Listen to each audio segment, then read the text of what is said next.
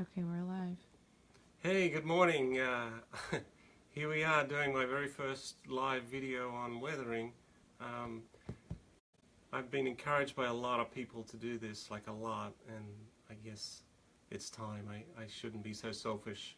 I'm happy to share what I know, it's just a time thing. So I got pushed by my daughter, by my friends, Juan, Steve, tons and tons of people that say you need to share this. I spent some time out best in the west. Philip Knoll did some weathering in front of everyone, and I thought, man, I really should help give back. Hobby's given me so much, so it's great to be able to share what I know. So that continues on. I watched a video from a guy called Dave Platt, a great modeler, and he shared everything he knew, and he's still sharing. So I think we all have a responsibility to give back a little bit. So weathering, it comes in different types. There's just, pulling out some rivet detail. There's, really deep, dirty, nasty weathering, and there's in between, and there's different techniques. And everyone says, well, how do you weather? Well, that's like saying, how do you do a painting? Because weathering is a piece of art. It's not a technical drawing.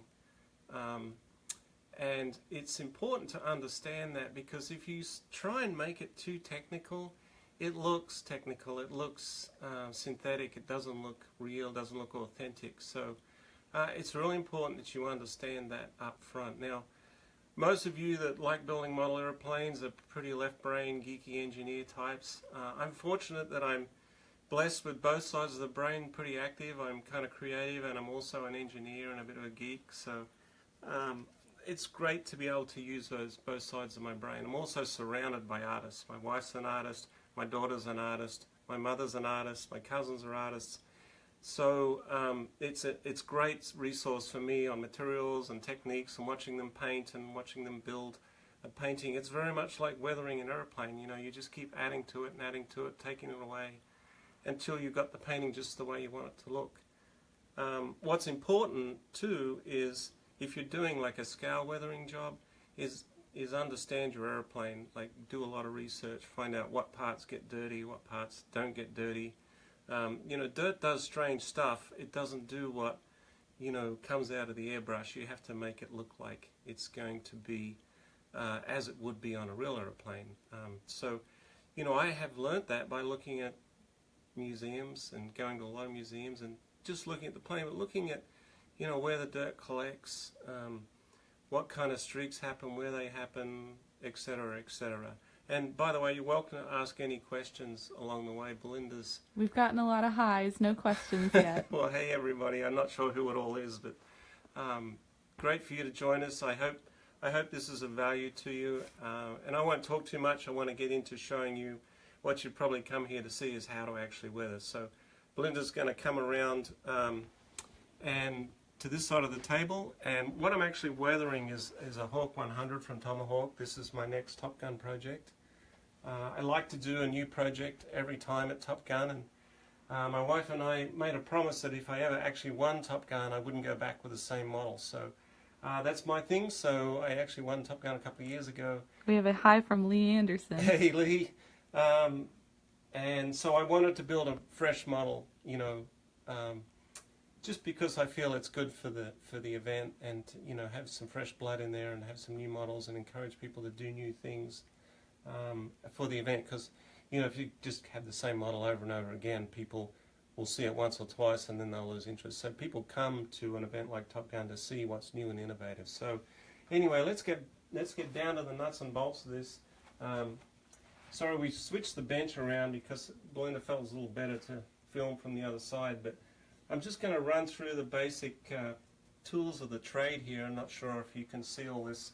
You can zoom in, but you don't need to have my mug on this the whole time. Basically, I'm using an array of products here. Some you definitely need, some you don't need, but I wanted to show the range. You need obviously a little bit of acetone, not a lot. You need a lot of alcohol. I'll probably use that whole gallon on this aircraft, and we'll get into why that is in a little bit. I've got some testers, enamel thinners.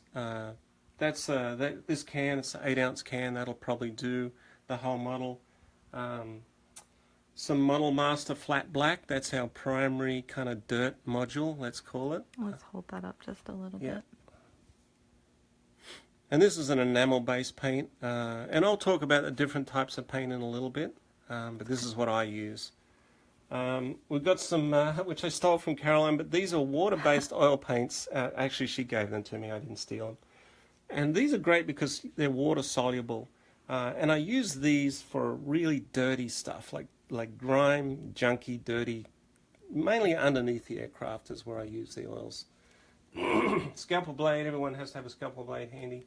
A couple of mixing sticks, some mixing cups, and we'll get into this a little bit. This is a cool product. I use a lot of Alclad stuff. This is a clear coat, but it's a flat clear coat. Oops, hi everyone. Sorry. Oh. I tried to adjust it. We're there. This is a clear coat, flat from Alclad. I think it's a 3 or 4 ounce bottle, and this is plenty to do a model. One of the flattening agent tends to fall out, so you have to keep shaking it up. But great product. I use a lot of their stuff. Some airbrush cleaner. You know, there's million types. I use the deluxe model products, airbrush cleaner. That's good, and this is one for Alclad, which they recommend for their paints. And also with Alclad, this is called transparent yellow. Now this is a very important color if you're doing jets. The reason is you know, the real jet, it has a lot of fuel vents, and what that looks like is a yellow stain. When kerosene or Jet A gets on paint, it actually stains yellow, and so we're going to simulate in this video a little bit of staining, kerosene staining, using this paint. So okay, so let's get started. The first thing you want to do is get yourself some good shop towels. I like these blue brands. They're soft. They don't fall apart, and you know, they're not too expensive. I don't know the brand, but it's the blue type. I always ask Caroline to grab me some blue type of shop towels. So the first thing we do is, and what I'm going to do is I'm going to work just on this flap area in this video. You know, I'll show you a finish of the whole wing on the other wing that I did yesterday, but the flap is where I want to start first. So this is just what's in the tins, is in the bottles there? What were in those tins originally? Yes, this is alcohol. Right now, all I'm doing is going to clean the surface area. Now, this paint, talking a little bit about paint, this wing is painted with K36 primer. It's actually not even paint, tinted paint, it's primer. And the reason that is, it's a really good hard solid base to work on. And I didn't want to lose a lot of detail that was actually in the molding, so I didn't want to build up a lot of paint. It also saves weight. So basically it's primer with tint to add for the camouflage section. But with primer you get a lot of dusting because it dries very quickly. So the overspray dries as dust. So it's important to kind of clear that dust off. So we just kind of wipe the area down that I'm working on, and I'm going to need some glasses here in a second. And it's just, if you look, I've kind of wiped this down a little bit before, but if you wipe a little bit there, if you look at the towel, you'll see a little bit of residue has actually come off. So it's important to clear that off just so you've got a pure color to work with. Now normally I would have a laptop up and I'd be looking at the particular aeroplane and the area that I'm working on, but I've already kind of done that, so I know kind of what's going on.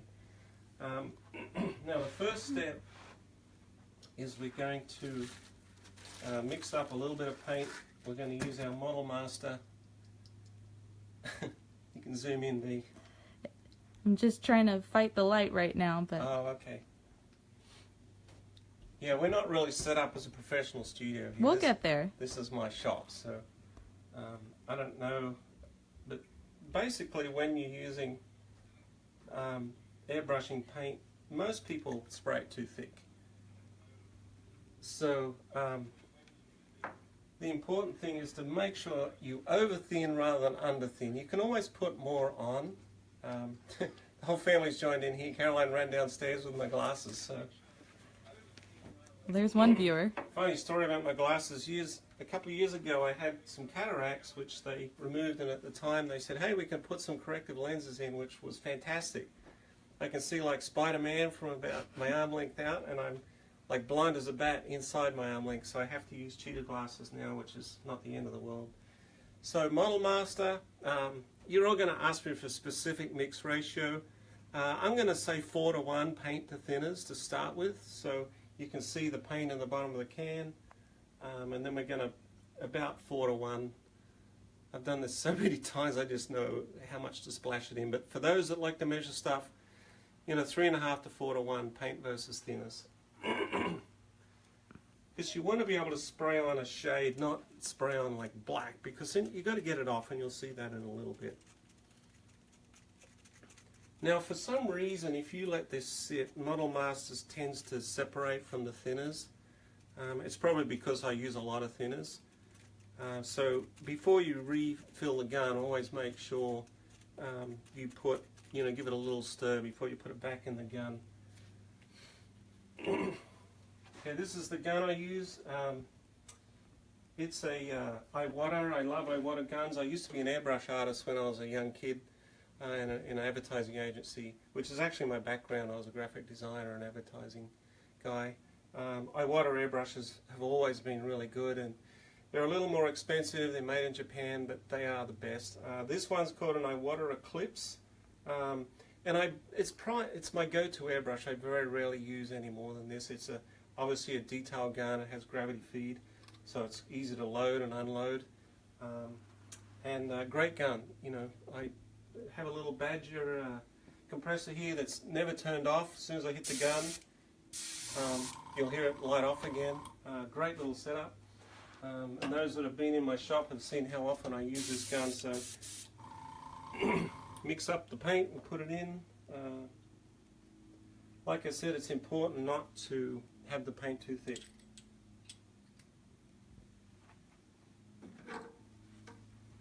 Okay, so now what we're going to do is we're going to just pull out some rivet lines. Always prep the gun first so it doesn't spit. I don't know if you can see that, Bea. It's coming. Yeah. Now, I'm not worried about how neat and tidy I put this on. I'm just kind of, what I'm doing now, this is the basic putting the dirt in.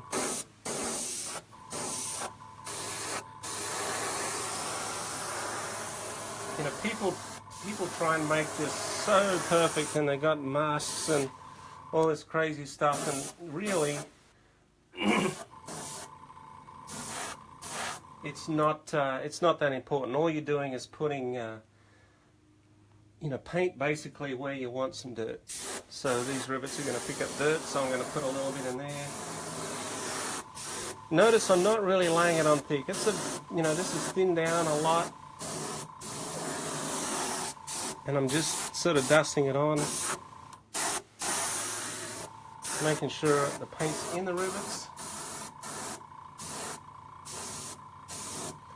I think I got most of them, and that's about it. So now we'll let that dry. Now a little little trick to this: the longer you leave it dry, the harder it'll be to get off. Now we're going to take 90% of this off. If you wait too long, it'll be hard to get off. This is flat black, by the way, if you notice when we zoomed in the bottle. Flat black will dry flat, so if you look at it in the light, you can see it's still a little wet here and it's getting dry in here. Because it's so thinned down and it's so light, this will dry in a minute or two, so I'll talk a little bit in that time just so it can dry out. The technique I use is this airbrush technique. Now all I'm doing, and there's a 3 or 4 or 5 different ways to do this. This is the way I do it. You can put, guys wipe the whole model with a like an oil-based wash and then wipe it all back off, and all that's left is, the low spots, basically where the oil doesn't get wiped back out, as dirt would in real life. So the reason I airbrush is everywhere there's a rivet line, the skins aren't dead flat. They tend to kind of buckle in, and that shows a little shadow on the edge. So when I'm wiping off, the black color, I leave a little bit of that shadow just to kind of make the skin not look perfect. A lot of the kit manufacturers make these perfectly smooth, surfaces, and you know, in real life, if you looked at aeroplane skins, they're not perfectly smooth. They move around a lot. So I like the airbrushing because it kind of simulates that ripply skin a little bit more. It's just my way. But this is the basic start. This is, you know, a lot of people think this is the end. You put the black on and then you wash it off and you're done. But dirt is not just one color. Dirt is not black. It's brown. It's yellow. It's orange. If you live in Australia, it's red. You know, so this is actually an Australian airplane. So a lot of the dirt buildup was kind of a reddy brown color. If you want to get really into it, but right now, just for the purpose of the video, we're just going to do it in black, and we'll add some more detail. So now the next step is what I call the first step. Now this is kind of critical. This is I have 3 bottles here. One with just alcohol, denatured alcohol. You get it at most hardware stores. This is pure thinner. This is enamel thinner, and this is what I call my in-between. This is a mixture of alcohol and thinner. So what I recommend is, I don't know what size this is. It looks like it's about a 16-ounce bottle. Yeah, this goes up to 16 ounce on the mixture. And you can get these from Amazon, little mixing bottles. Are real handy around the shop. This is a 1 ounce cup. Get them from Horizon. Most hobby shops have them. Buy them in packs of 100. I probably go through 20 of these a day. So you want 2 cups of this and then fill the bottle up. Now that's a very conservative start. The more cups of this, the more aggressive it'll take the paint off. So I don't know if you've got any questions of that, but 2 cups. Is it about half and half mix? No, it's definitely not half and half. It's like 10-to-1. So 10. Yeah, so it's 8-to-1 ratio. So 1 part enamel thinners, 8 parts alcohol. Okay. Now that's, again, you guys that want to measure everything. If you add more, it'll take the paint off quicker. If you add less, it takes the paint off slower. That's so, and you'll see what I'm talking about here in a minute. So we get our shop towels. Make sure you always start with a fresh towel every time you're going to wipe, because you could have residue from thinners or alcohol, so you want to make sure you've got a clean towel for the thinners you're going to use. So I don't know if you can zoom in here, B. So what we're going to do is we're just going to see I'm wiping that off. And you'll see it's just kind of, this is kind of aggressive how it's coming off, but I'm wiping it off in the direction of the airflow. Now my mix is a little more aggressive. It's probably 6 or 7-to-1 thinners versus alcohol, and the reason that's just for the videos, so we're not scrubbing too hard. If you run a higher ratio, you can be a little more aggressive. But you'll see I'm leaving a lot of the streaks in place.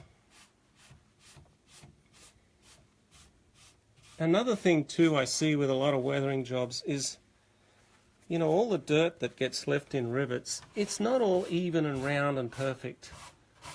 That's not what dirt does. It ends up like on one side of the rivet and not on the other side. So, and I'm a little OCD on this, but if you look closely, the way I'm wiping this in a certain direction, you know, it shouldn't matter.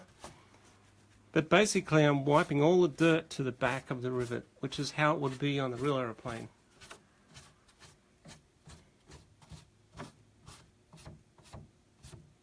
Now I'm just keeps pulling that off very carefully until I get the desired effect. Now, it always looks darker until it dries. It's a little trick with when you're painting flat black.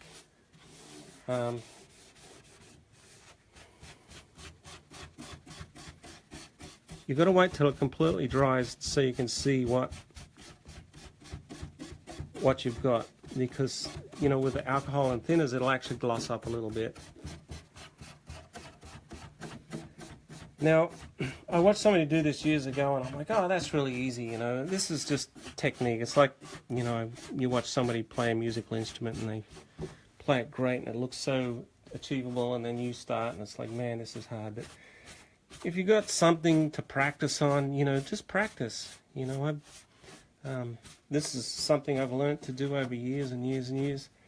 Now that's kind of the basic start. I don't know how well that's showing up on the camera. This is by no means done. This is just the first stage, and this is, as you see, I've wiped about 90% off, and then I keep coming back and looking at areas where I want to pull more out.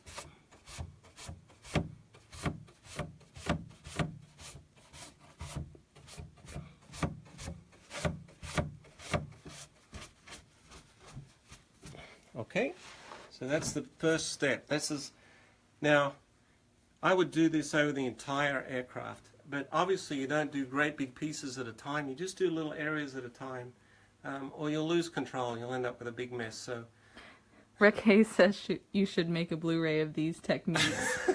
He'd buy it in a minute. Yeah. Well, unfortunately, you know, as a lot of you know, I retired last January, and I seem to be busier than I was when I was working at Horizon, and I was working really hard at Horizon, so my time is my you know, cherished thing right now, so I'm trying to use it as effective as I can. So maybe one day I'll do a Blu-ray, Rick, but not right now. Tabby Newton asks, Peter, do you think this type would work with Tamiya style acrylic paint and acrylic thinners and water mix? Yeah, now one thing I meant to cover, that's a good question, Toby. This is a catalyzed urethane paint that's on here. It's very stable. You can wipe it with pretty much anything and it's not going to affect it. A lot of guys, I know the Warburg guys, like to use house paints, enamel-based paints, Tamiya paints, especially for small plastic models. You've got to be a little bit less aggressive with the wash. So if you're using like an enamel paint, then obviously this system won't work. So you use the same system, but you use a water-based. Model Master have water-based paints, and they're perfect because the water won't affect the base colors. I don't know if that answered your question. But same technique, but just use a water-based paint. So when it comes to thinners and mixing ratios, you know, it's the same kind of technique. Okay, so this is kind of the, now you guys are probably thinking, man, that looks great. You know, that's I'd be happy with that. But that's not really what it does in real life. So now what we're going to do is we're going to get just some regular alcohol and we're going to wipe off the residue. So that'll lighten it up a little bit. He says thank you. For the... So now I'm going to just wipe it down with regular alcohol, and you'll see now it's mostly all coming off. Now just the pure alcohol, it will break the paint down, but it's a lot less aggressive. We're getting Steve. Stricker? I'm not quite camera ready, Steve, but maybe one of these days. Okay, now if you have a look at that, you'll sort of see what I'm trying to get at here. See, the bottom of the flap is starting to get dirtier than the top of the flap. I don't know if that's, you know, when this aircraft sits on the ground, that's where most of the junk gets up on airplanes. It doesn't get on airplanes when they're doing 400, 500, 600 knots. It's when they're sitting on the ground and the dust gets on them, then the rain, and then the dust blows out of it. So most of the weathering you see on airplanes is actually from them sitting on the ground. Now this is basically, all I've done is put the black on. And I'm kind of pretty happy with that. I might come back over it later, but you know, you'll see it's very subtle. You know, the trick with weathering is not to underweather, not to overweather. It's knowing when to stop. And the cool thing with this technique is if it's too heavy, you can back it down a bit, you can put more on. You know, you can make it just the way you want. It's not like you're done and you're done. So now the next step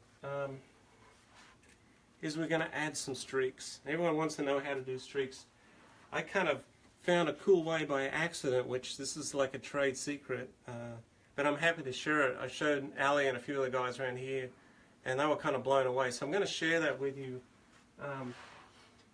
Now again, the darker the streak, the more paint, the less thinner. So always think the lighter you want it, the more you thin the paint, the darker you want it, the less you thin the paint. So what we're going to do now, oh, I forgot to mention, this is another Model Master product. This is called Rust.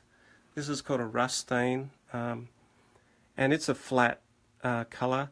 This aircraft, by the way, little history, is a BAe Hawk 100, flew in the Australian Air Force, and I wanted to do this model because it was a commemorative scheme for the 76th celebration of the Black Panther Squadron for the Avalon Air Show.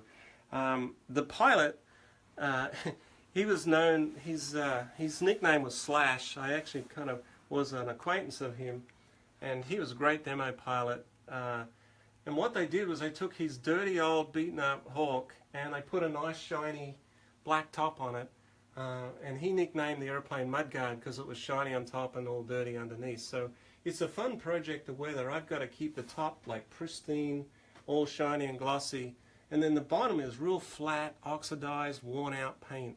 And I'm going to show you a little bit about how to oxidize the paint as well, another little trick I learned. But anyway, I forgot to say, some good sable brushes are helpful. You know, I have artists all around the place, so plenty of sable brushes. Now this is the rust, and all I'm going to do is dab a little bit on here, a little bit here, a little bit here. Now there's a linkage that comes off all these flat connectors, so I know that's where a rust dribbles out. And now I want to just get the pure thinner, and I'm going to just move that, and I'm going to just, I don't know if this is coming up on the camera. Pretty good. Now you'll see I want that rust to go forward and back, so you've got to initiate the drip, I call it. So see, this is working well, and then this stain here, basically all I'm doing is causing the paint to run. It's kind of like turning a mistake into a good thing. This one here is a little light. That's okay, because you know, everyone tries to get, oh, I want to get all my rust the same, but we'll just put a little bit more on that.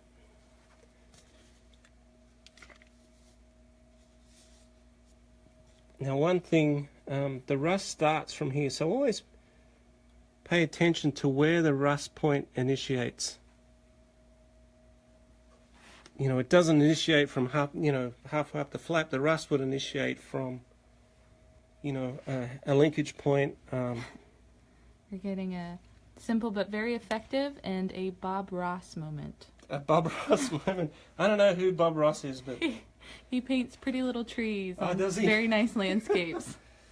Yeah. Well, this is as close to me doing a painting as you'll get, by the way. I know Mum's probably wanting me to get into painting, but this is my artwork. So we're going to sort of let that dry, and I'm going to show you some other techniques while that dries. Now what I'll do with that is I'll probably come over the top of that with the same technique, but I'll use a little bit of black paint, so I'll get a mix of orange and black. And I'm going to pull the other wing up here, which I did yesterday. It's very important to leave that the way I've washed it, so you know, you don't want to turn that upside down. You want the paint to fall the way I had it. You know, I have a pretty nice shop, and I seem to use up the space pretty quick. One of the requests I've had is to do a walkthrough. Maybe we'll do that. Belinda's encouraging me to do a video every Saturday, which I don't know. We'll see how this goes. If this is well received, I'll do some more. I'm really not about me, but I love to share and teach, so this is what I'm doing. Now this wing is kind of pretty close to done. I'm pretty happy with how it turned out. Now there's a technique that I haven't done on this other wing that I want to show you. If you look in this area here, you'll see the paint, I've got it to bloom. It's very hard to, it's not hard to do now that I'm going to show you, but I could never figure out how to do it. Years ago when I first started weathering, I used to use steel wool to you know, remove the excess. The problem with that is it shines the paint, and this is a flat, oxidized finish. It has no shine, it has zero shine. As soon as I hit it with steel wool, it's going to bring a shine up. So I'm like, how the heck do I get this oxidized paint look? So that's why I'm using this wipe technique to get the dirt off.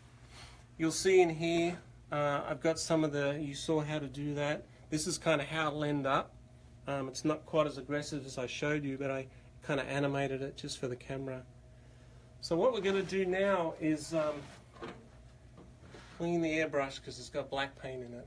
It's not going to go well with the next step.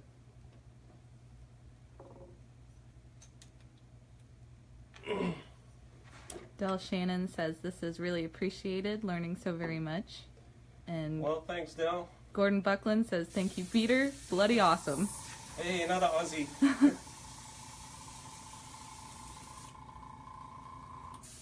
One little trick, like I said, when I was a kid, I was an airbrush artist. I used to spend my days touching up photographs, so, you know, girls didn't like their nose or their cheeks or whatever. I used to have to touch them up so they were happy. I worked a lot in the advertising scene, so I learned a lot about airbrushing, but what you always did is get a nice white sheet of paper, I don't have one, but, and just spray the gun out, and you can see if there's any colour still left in the gun. And if there is, clean it again. Now, normally I wouldn't do this, because, well, I do it, but I wouldn't be chopping from black to something else all the time. I'd stick with the one colour because I'm doing a video and trying to optimize my time here. That's getting pretty clean now. So, okay, here we've got our Alclad flat clear. Now this is the magic to getting oxidization. Captain Ralph and Bolly say hello. Hey, Bolly and Ralph. How's Florida? Now this Alclad, they recommend not to thin it, so I'll do what they say. I've always learnt to try and remain in a teachable posture, and if it's wrong, well then I'll try and do it better. But you know, but then that's with everything. If you do what the manufacturer says, you're in for a good chance of having success. So okay, here's how we're going to do the oxidized paint look. Now, basically, what happens is, like if you zoom in on these panels, around the edges is oxidized, and in the middle it's not. That's because they pull them on and off all the time. So what we're going to do, these panel lines here, this is a flat line here, so we're just going to oxidize these panels. Now this is just the flat clear. It's very hard to see. If you get it in the right light, you'll see it going on. I don't know how it's showing up on the camera. I can barely see it myself. So.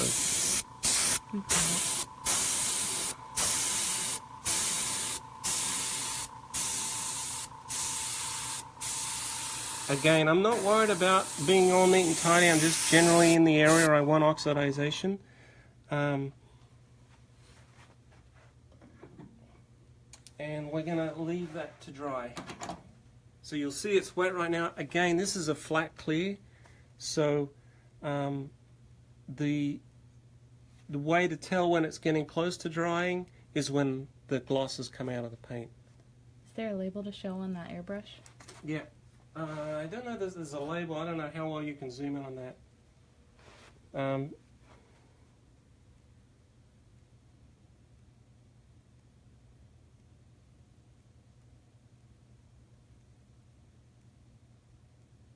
It's an Iwata. It's called an Iwata Eclipse. If you just Google Iwata Eclipse, I know Horizon sells them. That's where I got mine. So. If you just go to Horizon, they sell almost everything here. There's nothing I didn't get from anywhere else. They have a pretty good supply of kind of hobby products, and you know, paints. They great supply paints and glues and all that other sort of stuff. So they don't just sell foam aeroplanes. They sell stuff for the hobbyist as well. Okay, so we're going to set that to dry a little bit, and we're going to do another little area. I showed you some. Have we seen the label of the paint that you put? Oh, the paint.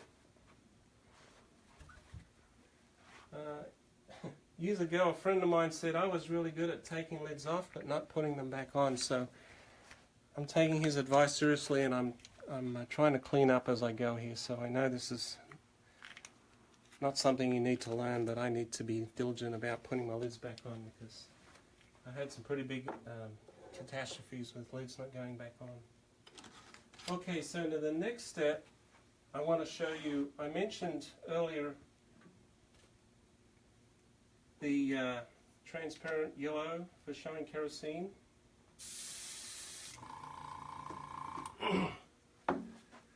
Before I do that, this is the paint, this is the flat, this is an alclad base paint. I don't know if you can see that. Again, this is available at Horizon. They do a clear as well, a clear gloss and a clear flat. And they do sell, I believe, a reducer for it. I haven't ever used it because they said there's no need to reduce it. But any kind of acrylic thinners will thin this down. It's not an enamel, it's an acrylic paint.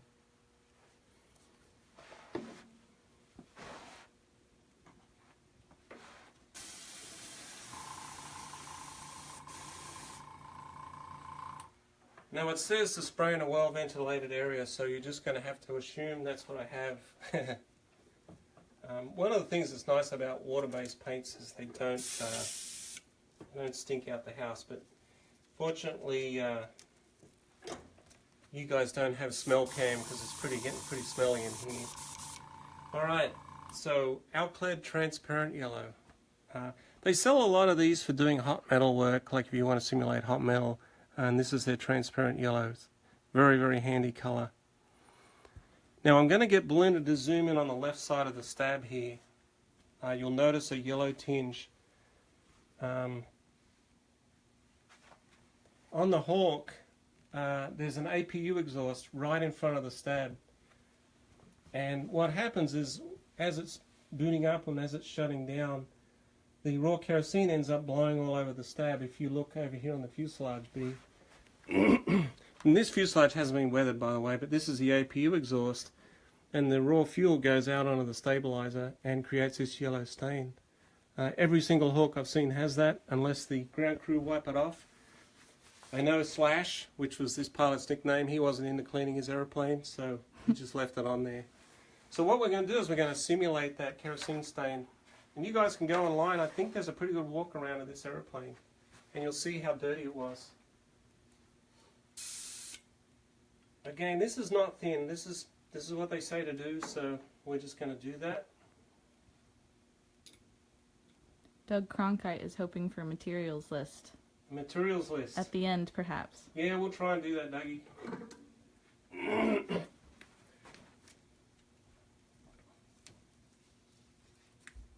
Okay, so I'm going to kind of just mid-air this just for the camera. So again, pay attention to what's actually happening. The kerosene's going to come in this direction, so we're going to spray it on the front of the stab just as the kerosene would go. And again, just start light. You can't overdo this. Again, when I saw someone airbrushing, I'm like, oh, that looks easy, you know, until I started to do it. So just practice. And I know this from looking at real photos, but it's only really in this general area.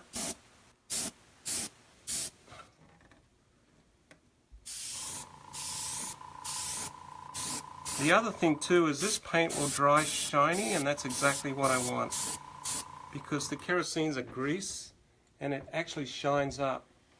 It actually shines up the paint. Okay, so if you look at this side and you look at this side, you'll see this side's looking like how it should, and this looks like I've just sprayed transparent yellow paint on the front of the stab. So if you remember the technique on the stains, we're going to do the same thing with the kerosene on the back here. So we're going to get a little bit of the thinner, and we're just going to put it on like so, and we're just going to have that run down the stab. I never said this was clean, by the way. And what that's going to do is it's going to soften the paint, and what we'll do now is we'll get ourselves a clean cloth, and you can kind of wipe that back a little bit just to soften it up.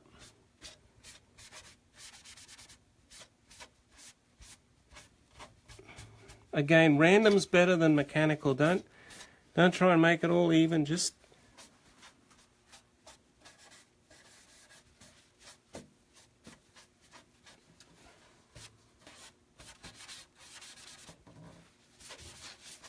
there we go. So you'll see this side's a little heavier than this side. That's just how it was on the real airplane, so I'll just leave it that way. It wasn't quite that heavy, so I'm just going to work that back a little bit. There we go. Kerosene stain on the leading edge, just like the real one. And you'll notice here where the this is like a enamel-based thinners. See how it creates a dark line there? That's how the real one is, because this is a flat paint. As soon as you get any kind of liquid on there, water or anything, if you just watch here, you'll see it goes dark. That'll dry clear again. But that's what you want. If this was all buffed with steel wool, that wouldn't happen. It's kind of like what I call a unanimated finish. What you want to do is have different tones, different levels. You want flat, you want gloss, you want satin, all within the same surface, and that brings more dimension into your paintwork. Okay, now kind of reaching the end here, I want to show you how to do the oxidized paint look. Now, this is really, really common on like a Navy aircraft that's sitting on an aircraft carrier when the salt gets all over it. This was actually based at Avalon in Australia, which was kind of near the coast, and there's a lot of salt air around, so that's why I know this had kind of a salty look about it, kind of like me. So now what we're going to do is I'm looking there and I see that paint's almost dry. All I'm going to do is put alcohol on it. And I don't know if this will dry in time before we shut the video down, maybe. But what happens now is the alcohol is going to pull the moisture out of the paint and bring it to the surface. And that's going to make the paint oxidize. It's going to make it go white, or what, if you're into the panel business, it's calling making the paint bloom. So alcohol won't affect anything. It's only going to make that area that I airbrushed with that clear pop. Now if you wait too long, nothing will happen. Okay, so again, do some test pieces. When you do this enough, you kind of know how long to wait. And hopefully it'll be done by the time the video's kind of complete. Maybe if anyone has any questions now while we're waiting for that to dry, this would be a good time. I think Dougie wanted a materials list, so we're going to just work through that. Okay, so materials list. Let's start with Alclad products. They are available from Horizon. I'm sure they're available from lots of places, but that's a place I know where you can get them. This is just their airbrush cleaner. Alclad flat clear. It's also available in gloss, and I think these are 2-ounce bottles or 4-ounce bottles. That's plenty to do a model even of this size. Testers. Enamel thinner. Now this is for my technique, so if you want to use exactly what I'm using, this is what you buy. But the technique can be used with water-based paints as well, but obviously this thinner wouldn't work with the water-based paints. You just use like a windscreen wiper fluid or a Windex as a reducer. Model Master enamel, flat black.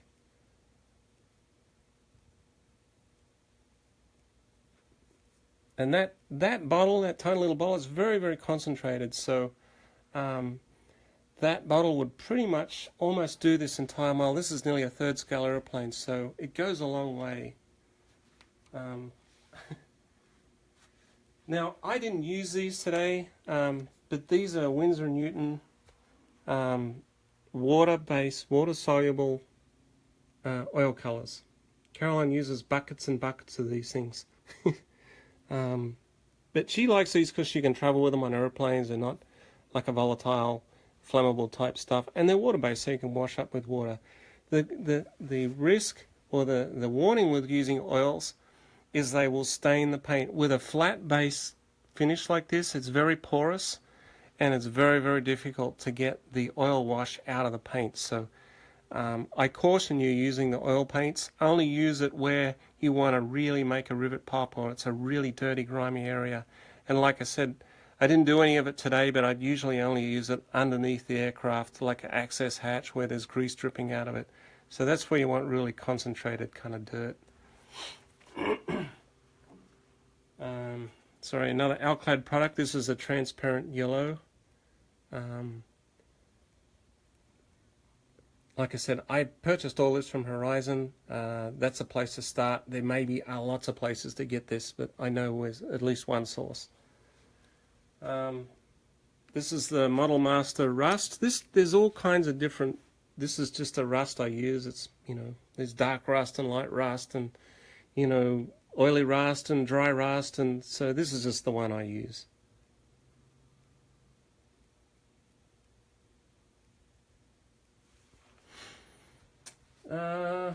Oh, I got these out just so you could sew. This is a water-based product by Badger, and basically you could do the same thing, only this is the water-based equivalent if you don't want to use enamels.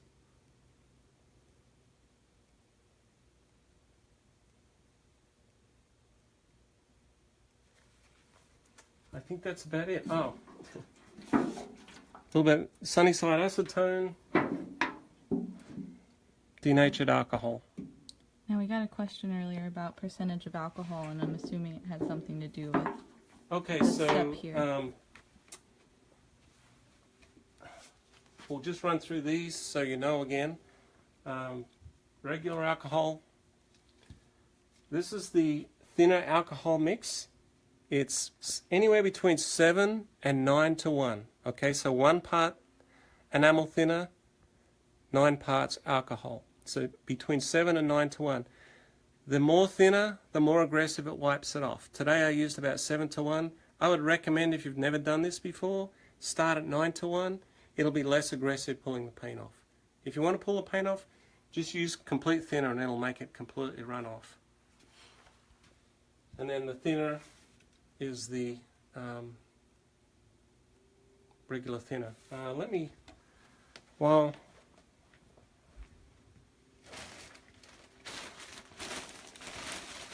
I don't know if there's a brand on these, but you buy them in packs of 6 or so, sort of bottles. Steve Stricker actually got these for me for Christmas, and I've been buying them ever since. He always knows the stuff I seem to need. He spends a lot of time in my shop and figures out I don't have all the tools I need, so I always end up with these cool little Christmas gifts. Is that a hint for this year? No, I'm going to buy some more, Steve, don't worry. And I think that's about it. Well, if you zoom back in here, you'll see this is starting to dry out. And if you remember what it looked like before I airbrushed it and what it looked like now, you'll see that paint, how it's starting to bloom and giving us that oxidized look. Is that showing up on the camera, B? Yeah, for the most part. Yeah, it's difficult to show this on video. Hopefully you'll all see this model at Top Gun next year. A little plug for Frankie. He does a great job. Probably one of the best RC event promoters ever. And Top Gun's a world-class scale event, very prestigious, a lot of fun. I tell people it's a social activity loosely surrounded by a competition. So come along. I know my friends from UK are coming, people from all around the world, my Brazilian buddies. I've got friends from all over just because of that event. So I think that's about it. I used up enough of your time and Belinda's time, and if this is well received, I hope to do more kind of how-to stuff in the future. And obviously if there's requests and I get enough of them like I got with the weathering, I'll definitely do a little video. And I can get into more detail, but it's very kind of not very time efficient. But if you ever have questions, drop me a note on Facebook. I'm happy to answer, of course. But anyway, thank you guys for watching. I'm going to sign off now and go and get a coffee.